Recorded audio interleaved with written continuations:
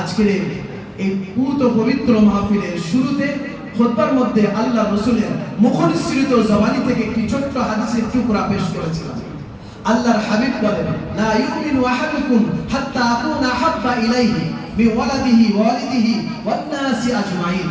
আল্লাহর হাবিব বলেন, তোমাদের মধ্যে কত সময় পর্যন্ত পরিপূর্ণ মুমিন কেউ হতে পারবে না? কত সময়? যত সময় না নিজের সন্তান সন্ততি পিতা মাতা এবং দুনিয়ার সমস্ত সব কিছু জিনিস থেকে আমাকে বেশি মহব্বত করবে।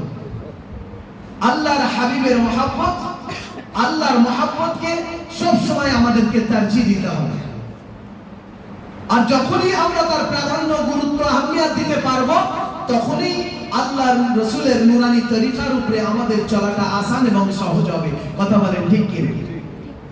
আর না হলে আপনার ব্যবসা বাণিজ্য কারবার বিবি বাচ্চা আল আওলাদ আত্মীয় স্বজন রিশতেদার সবাই আপনার আমানতের জিন্দেগিতে রোকাওয়াট বা বাধা সৃষ্টি করবে।